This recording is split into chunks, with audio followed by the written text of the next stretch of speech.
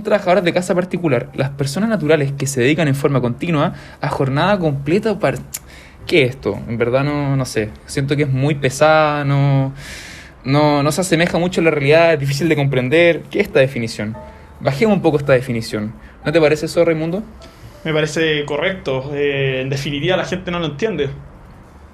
Bueno, mi nombre es Mario Casanelo y hoy estoy con Raimundo Alcalde y les venimos a presentar quiénes son las trabajadoras de casa particular, explicado un poco al chileno, ¿no es cierto? Porque ¿de qué nos sirve tener ese texto ahí en legal, ese texto legal ahí como que no sé, no pega mucho? Claro, ¿de qué nos sirve la ley si no la entendemos? Claro, o sea, ¿qué estamos hablando? La gente en verdad va a leer un poco una disposición, una norma, una ley y decir ¿qué es esto? O sea, no se entiende. ¿Qué es una persona natural? La gente no tiene idea. Digámoslo en términos fáciles. El derecho laboral en sí hay que asemejarlo. Es un bien jurídico, es un bien súper esencial en la vida. El trabajo genera ingresos, genera de todo. Entonces, ¿de qué nos sirve en verdad que la gente no lo entienda? Sobre todo si su finalidad es proteger al trabajador. Si claro. Es que busca proteger al trabajador y el trabajador mismo no lo entiende, difícil que vaya a ser protegido. En efecto. Entonces, si no vamos a entenderlo y además se puede prestar para abusos, entonces bajémoslo un poco a la gente y que la gente lo entienda. Bueno, Raimundo, ya que estábamos empezando a leer la definición en un principio de trabajadores de casa particular, bajémoslo un poco a lo coloquial. ¿Qué son para ti los trabajadores de casa particular? Por los trabajadores de casa particular, generalmente nosotros entendemos coloquialmente en Chile el término nana, y con ese tipo de gente estamos haciendo referencia a aquellas personas que entran al recinto donde vive una familia y llevan a cabo ciertas labores, ayudan en la casa, cosas de ese estilo. Claro, pero en verdad no solamente engloba a las asesoras del hogar mal llamadas o a las nanas, como se conocen algunas personas, sino que engloba a más personas. Y bueno, un trabajador de casa particular son aquellos trabajadores, es decir, cualquier persona que se dedique exclusivamente a trabajos domésticos al interior de la casa.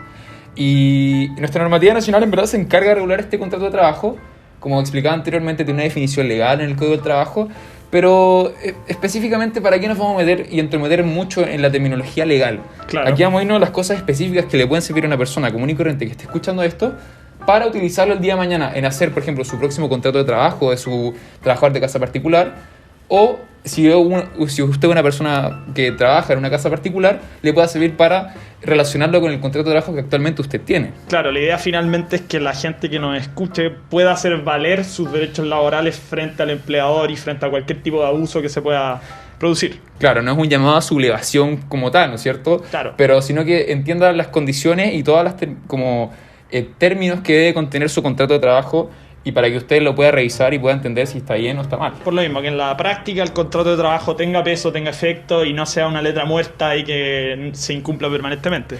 La fundamental de entender en primer lugar, para todos ustedes, quiénes son considerados legalmente como trabajadores de casa particular. Lo hablábamos en un principio, después lo bajamos un poco, pero ahora vámonos a lo práctico y a lo real. Cuando hablamos de una presunción que se va a aplicar en verdad cuando este trabajador se dedique de manera continua, es decir, casi siempre una jornada completa o parcial, al servicio de una o más personas, es decir, el empleador puede ser un jefe de hogar, puede ser otra persona en otro domicilio, puede ser varias personas, ¿no es cierto? Pero que se dediquen a trabajos de aseo y asistencia propios o inherentes al hogar. Entonces ya tenemos la primera presunción, que es trabajos de aseo y asistencia inherentes al hogar. Claro, si se da eso, se va a presumir que se está ante ese tipo de trabajador.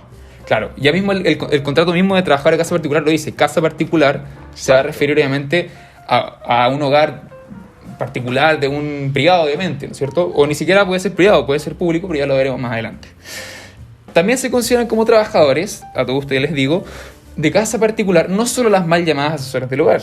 También califican en esta categoría las personas que realizan labores en instituciones de beneficencia, cuya finalidad sea, y ojo acá, atender a personas con necesidades especiales de protección o asistencia, proporcionándoles los beneficios propios de un hogar. ¿Qué se te ocurre a ti, Raimundo, cuando te digo esto? Bueno, ahí ya estoy pensando en asilos, instituciones de ese estilo. Entonces ahí estaríamos considerando a los asistentes de esas personas. Gente mayor, gente con problemas mentales, ese estilo. Claro, con algún tipo de demencia. Claro. O también puede ser, por ejemplo, una enfermera en una casa particular, También, ¿no es cierto? también. Que dedique tiempo completo en atender a un cuidado de un adulto mayor. Claro, y por eso, como tú estabas diciendo antes, es bastante más amplio que el concepto de nana, lo que engloba... Claro, porque coloquialmente al trabajo de casa particular se denomina como una asesora al hogar. Y aquí ya estamos dándonos cuenta que en verdad no solamente concurre en ese supuesto, ¿no es cierto? Claro. Es decir, entran en esta categoría, como te decía, aquellas personas que se dedican a cuidar a adultos mayores, labor de enfermería doméstica, y no necesariamente adultos mayores, ¿no es cierto?, sino que cualquier labor de asistencia en un hogar. Hay otras dos categorías que se pueden subclasificar dentro de trabajador de casa particular, que son, por ejemplo, los internos de los bomberos. ¿Ya? ¿Sabías tú eso, Raimundo? No lo El había interno de escuchado. bombero es considerado trabajador de casa particular, que es el único bombero que es remunerado. Perfecto. Es decir, que recibe un sueldo por el hecho de quedarse en la compañía de bomberos semanalmente y es el encargado de conducir, obviamente, este carro lanzaagua y carro de los bomberos. Ahí en general. entra en la misma categoría de trabajadores domésticos. En efecto. Claro. Y lo último, los choferes particulares de un determinado hogar. Es decir, si usted tiene un chofer en su casa, va a ser considerado como un trabajador de casa particular. O sea, un concepto muchísimo más amplio de lo que estábamos entendiendo en un principio. Claro, al final ya es sorprendente cuán amplio puede llegar a ser un concepto tan básico y que se asesora siempre a una asesora del hogar, asesor del hogar, ¿no es cierto? Claro, en la práctica lo tenemos mucho más acotado de lo que en realidad engloba. En efecto. En segundo lugar, obviamente es importante recalcar algo fundamental y lo que nos importa en este caso, el contrato de trabajo. Y este contrato debe contener explícitamente, y esto es muy fundamental que lo escuchen, la labor o actividad que realicen, el domicilio donde lo prestarán y la obligación de asistencia en el caso de las personas que requieren asistencia y cuidado especial, que lo hablamos recientemente. Es decir, ¿qué puedes sacar tú de esto, Raimundo? Bueno, de lo que estaba diciendo Mario, yo podría extraer que el contrato va a requerir de la manifestación explícita, directa, textual, digamos, de la labor que se va a realizar. Y también del lugar donde este servicio se va a prestar. Y por lo tanto, digamos que hay un deber de explicitación del contenido del contrato de forma tal que sea comprensible la labor exacta que se va a hacer. O sea, que no quede indeterminado. Y al determinarse la labor exacta, caerían dentro de una categoría que sería la de trabajadoras domésticas. Trabajador de casa particular. Claro. Claro. Eso es básicamente un poco como desglosado y explicado un poco más jurídicamente, pero al final es súper sencillo que si usted ve su contrato, que esté especificada la labor que va a realizar, el domicilio donde va a realizar esta labor, y si usted es una persona que requiere, que está ayudando en asistencia o cuidado especial a alguna persona, que se explicite la labor de asistencia de los determinados días que va a ir. Es nada más que eso. Bueno, fundamental que el contrato de trabajo sea entregado a usted, obviamente, o usted se lo tiene que entregar a su trabajador o trabajadora, y debe ser inscrito obligatoriamente en la dirección del trabajo. Usted se mete a su página web y lo inscribe y se sube a una nube. Es un paso súper sencillo que yo creo que está muy bien explicado en la web. En caso de fallecimiento del jefe de hogar, la persona específicamente que era como empleador, el contrato va a subsistir y se va a entender que va a continuar con las demás personas de la familia. Entonces, por ejemplo, si una persona, no sé, un abuelo, por ejemplo, un adulto mayor, tenía a un trabajador de casa particular, fallece, ese contrato va a subsistir a menos que de mutuo acuerdo se ponga término al contrato, ¿no es cierto? Ah, o sea, el contrato en este caso estaría recayendo, por así decirlo, sobre el inmueble donde se ejerce. Más que sobre el inmueble, va a recaer sobre la familia de la persona. Perfecto. Hay una subclasificación dentro de los trabajadores de casa particular, que es puertas afuera y puertas adentro, o que viva dentro de la casa del jefe de hogar o que viva afuera, ¿no es cierto? Comúnmente y coloquialmente todos sabemos que se dice puertas afuera o puertas adentro. Bueno, y esta jornada se divide en no más de 45 horas semanales, sin excepción de que hay una disposición que dice que se puede pactar hasta 15 horas semanales adicionales, que serán con recargo del 50% del sueldo. Pero ya veremos eso de remuneración un poco más adelante para que no haya ni un enredo. Estas 15 horas semanales extra, decimos 45 horas semanales, recordemos, son tomadas como horas extra estas 15 horas que se pueden pactar adicionalmente. Y bueno, estas jornadas de 45 horas semanales se tienen que distribuir dentro de 6 días. Obviamente se puede distribuir dentro de 5, pero 6 se toma en caso de, por ejemplo, si usted quiere que su trabajador de casa particular trabaje el día sábado. Pero si usted quiere que trabaje de lunes a viernes, puede hacerlo esas 45 horas semanales. Entonces, Raimundo, yo te invito a hacer un ejercicio. ¿Cómo distribuirías tu 45 horas semanales en 5 días? Bueno, ya la distribuiría en 9, Mario. O sea, distribuirías que de lunes a viernes la persona trabaje 9 horas semanales, ¿no es cierto? Exactamente. O sea, 9 horas diarias. Claro, 9 horas diarias. Perfecto. Bueno, y es fundamental que si usted va a realizar esta actividad, es decir, usted va a hacer que su trabajador de casa particular trabaje 9 horas de lunes a viernes, se divida esta jornada en 2 partes. Es decir, la jornada inicial se debe cortar por la mitad y debe tener una colación, un horario de colación obligatorio. Y este horario de colación no puede ser menor a 30 minutos. Si usted le quiere dar 1 hora, 2 horas, ok. Pero... El mínimo es 30 minutos. Claro, el mínimo van a ser 30 minutos y usted obviamente puede hacer lo que quiera. Bueno, esta jornada no puede ser superior a 12 horas. O sea, usted estas 45 horas semanales las puede dividir obviamente en menos días, pero siempre y cuando no excedan esas 12 horas diarias. La otra subclasificación de puertas adentro, como mencionaba anteriormente. Y aquí no hay una jornada como tal, sino que se determina por la naturaleza de la labor del trabajador o trabajadora. ¿No es cierto, Raimundo? Perfecto. Y siempre debe tener un descanso de 12 horas. Siempre, reitero. Es decir, el dura 24 horas.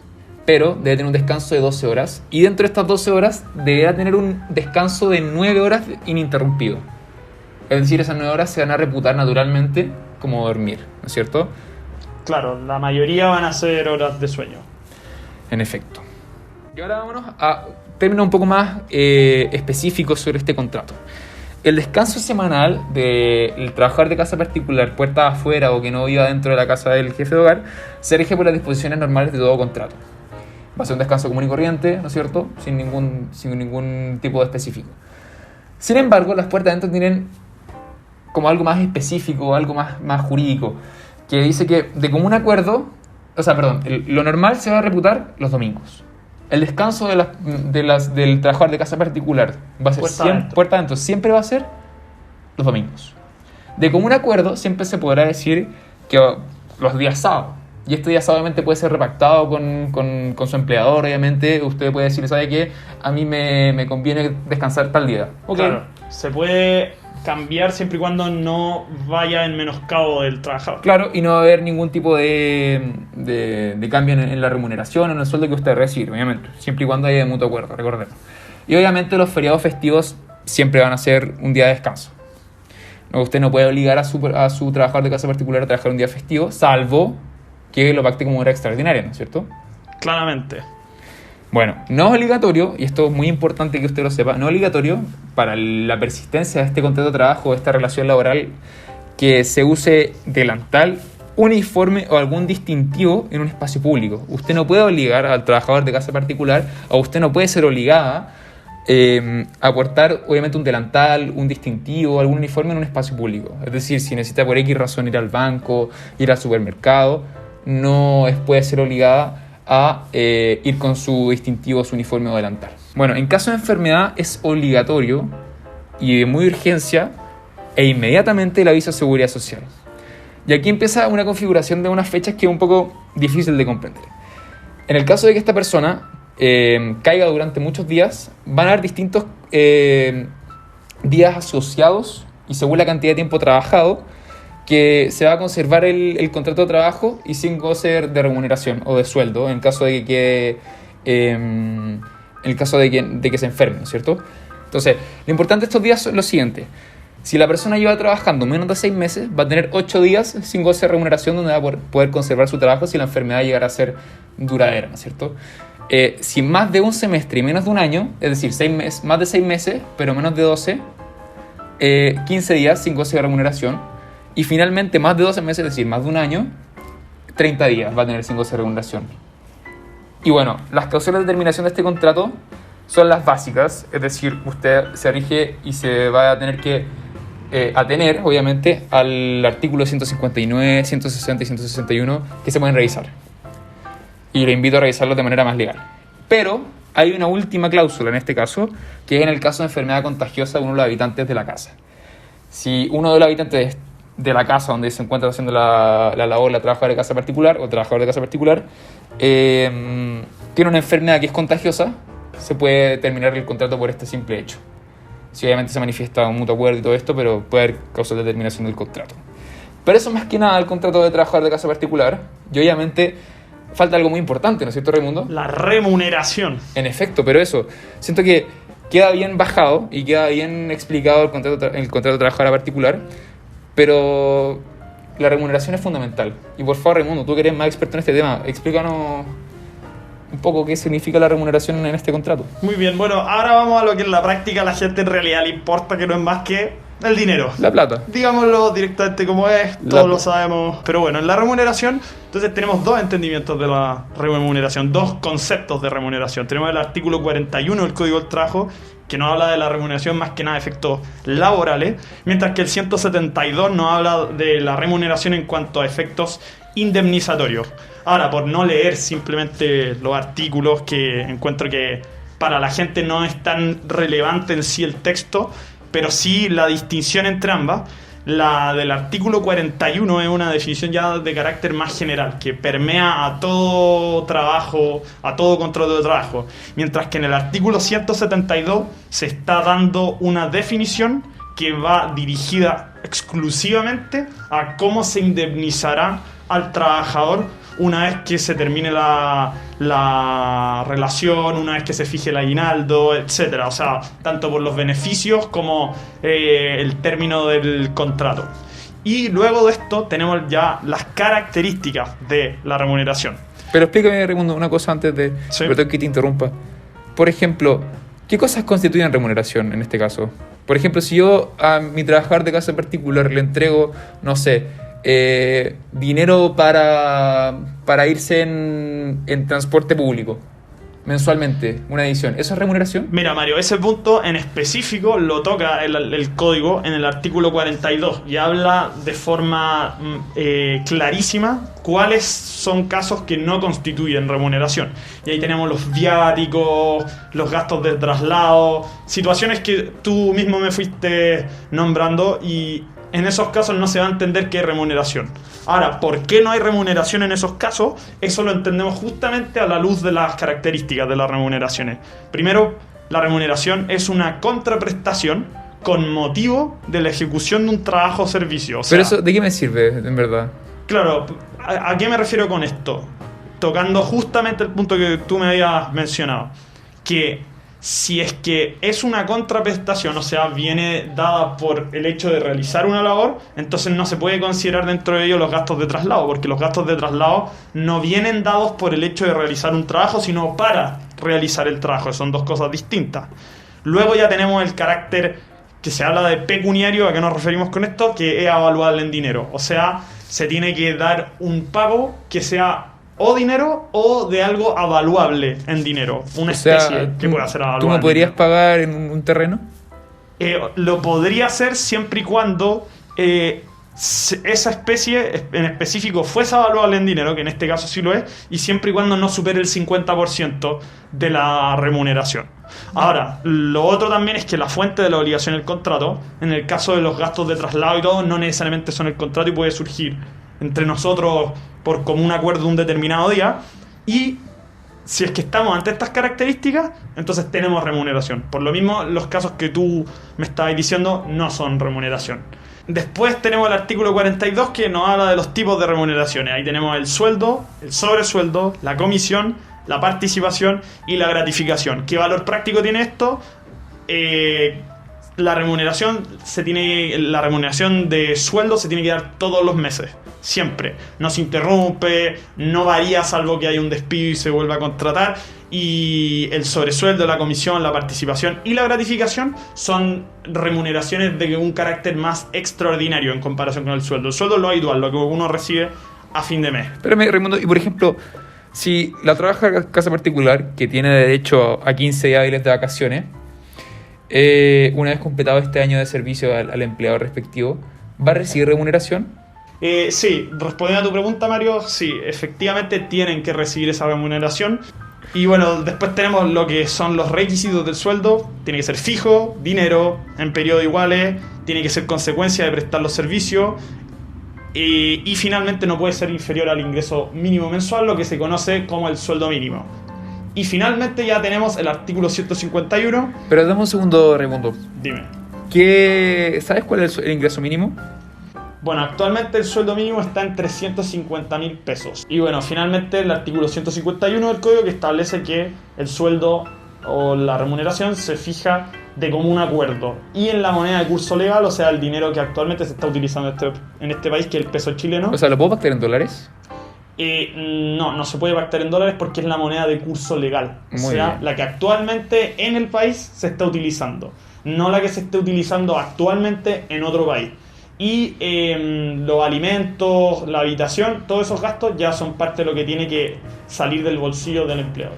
Claro, o sea, y lo que hablábamos antes, si es un trabajador de casa particular que viva dentro de la casa del empleador o puerta adentro, obviamente los gastos de alimentos y de habitación y todo lo que tenga que ver con conservación son cargo del empleador. Exacto. Por eso, siento que explicamos y bajamos un poco lo que significaba trabajador de casa particular para que la gente entienda que en verdad no solamente es un asesor o asesora del hogar, no una mal denominada nana, Claro. sino que el trabajador de casa particular puede constituir mucho y obviamente que sirva un poco para que las relaciones laborales sean un poco más estables y sean un poco más confiables, que esté todo bien incluido, ¿no es cierto? Claro, y finalmente, si es que la gente no conoce sus derechos, que es lo que suele pasar en áreas como el derecho laboral, en el que hay mucho desconocimiento, no pueden defenderlo.